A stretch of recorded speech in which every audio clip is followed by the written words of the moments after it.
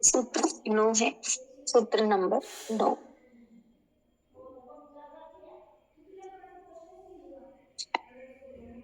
आज कह रहे हैं, आश्चर्य है कि कल्पित संसार अज्ञान से मुझे ऐसा भासता है जैसे सीपी में चांदी, रस्सी में सांप, सूर्य की किरणों में जल भासता है। आश्चर्य है कि कल्पित संसार अज्ञान से मुझे ऐसा भासता है जैसे सीपी में चांदी, रस्सी में सांप, सूर्य की किरणों में जल भासता है।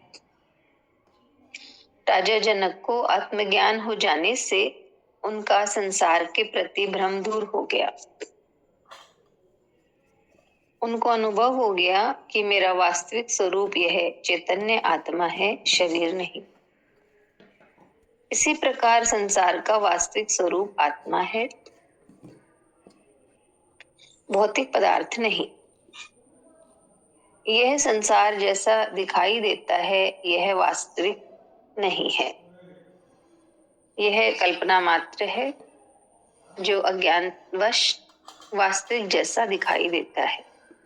यह संसार सीपी के समान महत्वहीन है, किंतु चांदी के समान मूल्यवान दिखाई देता है। यह रस्सी के समान निर्जीव है, किंतु अज्ञान से सर्पवत दिखाई देता है। यह सूर्य की किरणों में जल की भ्रांति के समान दिखाई देता है, अर्थात इस मर्ग मरीचिका में केवल जल की भ्रांति मात्र होती है,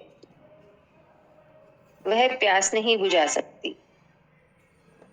इन तीनों उदाहरणों में 3 तथ्य प्रकट किए हैं। सीपी में चांदी का अर्थ है यह चांदी के समान मूल्यवान एवं आकर्षक दिखाई देता है, किंतु है सीपी के समान निर्मूल्य।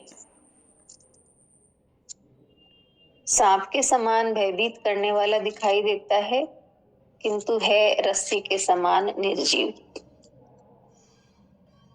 तथा जल की भ्रांति मात्र होती है कि यह प्यास बुझा सकेगा, किंतु इन विषय वासनाओं की प्यास इन संसार के भोगों से आज तक किसी की बुझी नहीं।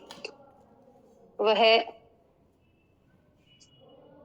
मृग जल की भांति तड़पता ही रह जाता है, वह प्राणांत हो जाते हैं। इसलिए इसे मृग मरीचिका कहा है कि यह सत्य नहीं है, माया जाल है, भ्रम मात्र है। इतना ही है लेसन।